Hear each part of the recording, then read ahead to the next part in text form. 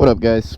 Today we are gonna retry the 0 to 60 speed run just to see if I can get a little bit faster now that I understand the power range a little bit better. So it makes most of the power around 4.5k to 8k, and it redlines around 8.5. Sometimes I've seen it go up to like 10k when I really slam it in first and second, but there's no power up there. So I'm going to try to keep it between 6 and 8k and shift up. We'll try a couple different things. Just so you guys know, I have a 17 sprocket in the front, 45 sprocket in the back, JFG exhaust, Nibby carburetor, I have my airbox modded, and I got Shinko 705s. So that's basically all the stuff that's going to affect the speed, if you guys are wondering. Also, I have an NGK Iridium spark plug.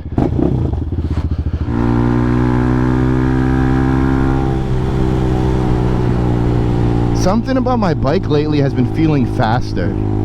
I don't know if it's because I got completely past the braking period, but my bike just feels snappier. Like it has a little bit more pull.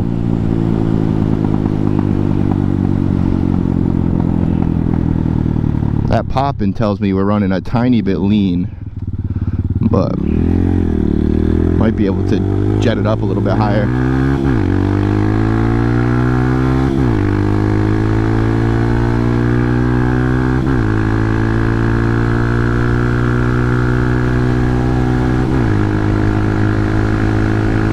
What other bike can you go wide open throttle through a turn? That's hilarious.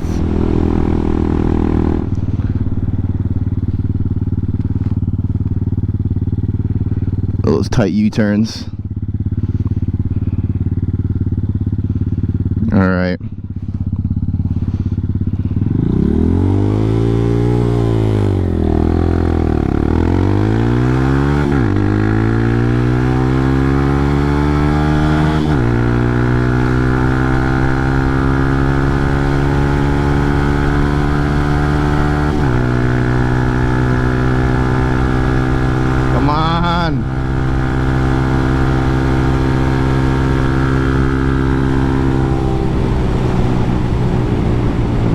Maybe I should just like almost skip fourth altogether.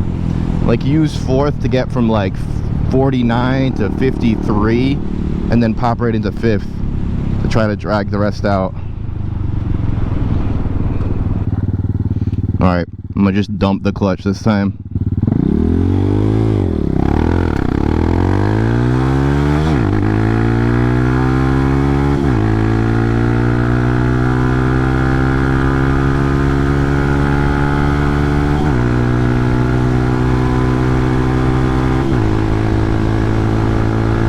There it is. That should do it. That was pretty good. So that's exactly what I need to do. I need to use all 5 gears. The last like 54 to 60 is where I need my 5th gear.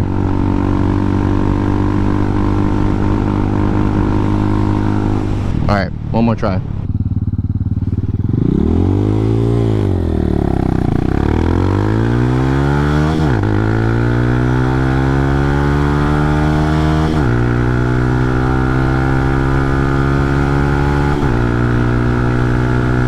Go. Come on.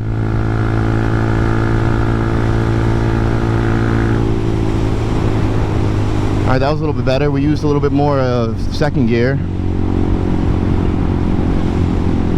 Seems like as you get farther into the gears, like 4th and 5th gear, all the power is kind of up top. And 3rd gear, it's in the middle. 1st and 2nd gear, it's a little bit like lower middle. But there's still good power at the top of 2nd though. I don't know, it's weird. Feels like there's no power at the top of 1st, some alright power at the top of 2nd, a little bit more in 3rd, and then 4th and 5th, it's like it's all at the top. Well, that's gonna be it for now before somebody calls the cops on us.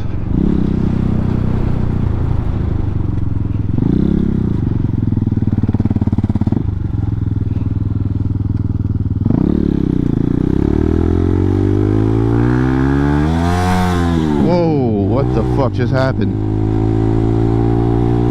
False neutral. Or not false, but I accidentally popped into neutral. Trying to go into second. That was scary. Not gonna lie.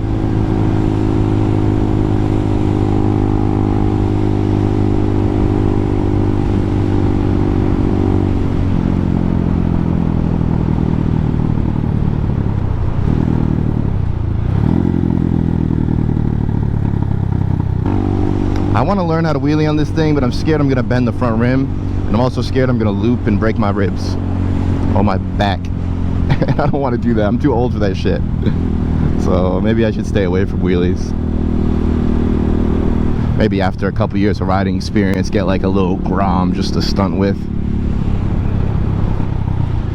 if I want to.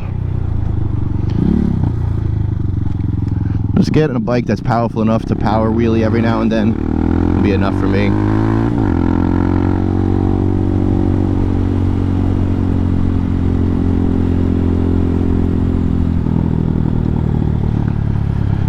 Alright, it's been like 30 minutes since I drank my pre-workout, so we should probably head to the gym. I feel the tingles all along my body. I know you guys are probably sick of seeing this route all the time, but I haven't been doing much besides going to the gym. So that's why most of my moto vlogs have been me going to the gym and back. But we got some rides planned. I plan to go into Newport, go through the Ocean Road, Ocean Drive it's called. There's a lot of cool sights to see and some good mountain roads a little bit up north. We're really not too far away from some really good roads. The problem is, just bike is not really meant to be pushing it hard and twisties, so I kind of wanted to wait till I get a better bike for that kind of stuff. Man, that guy really went really wide with his turn.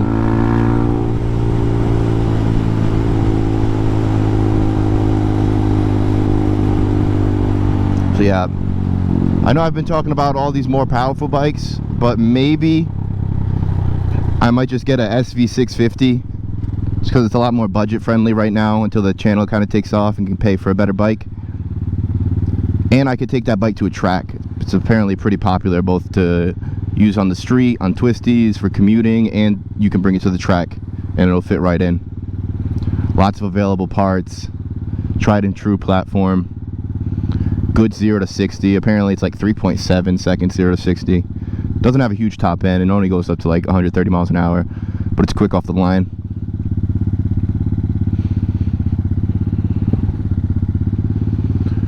Good old Suzuki. Suzuki's got really a lot of options, to be honest, and a lot of good price ranges.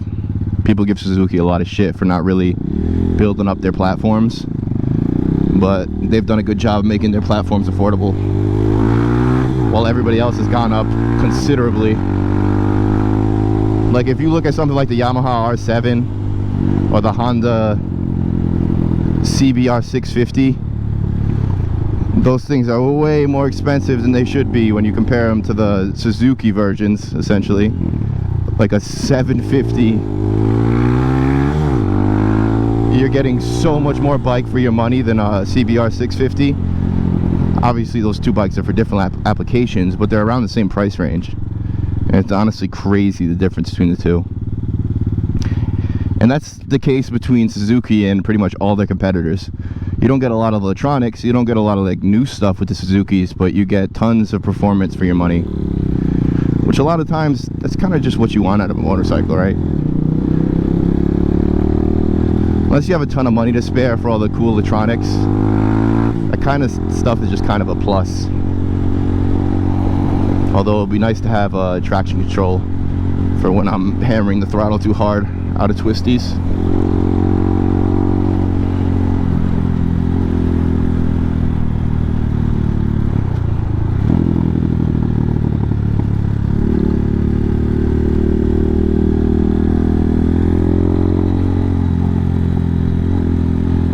Everybody going so slow, we got a green light.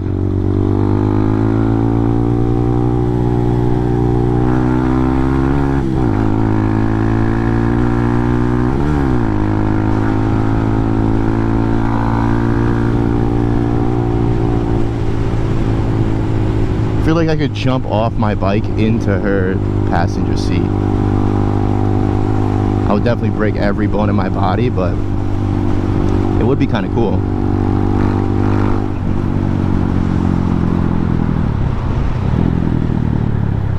What kind of bike is that over there?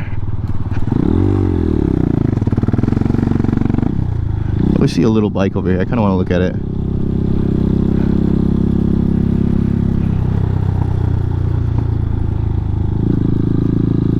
The thing is tiny.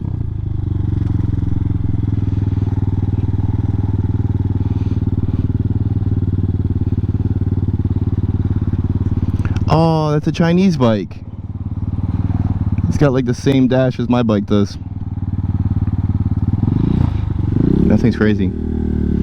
Must be fun to whip around on that thing.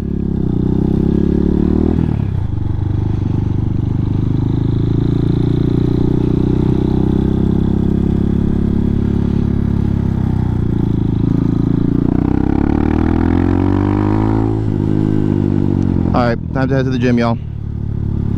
I will see you guys next time. Where am I gonna get a good spot? Oh, I see a good spot.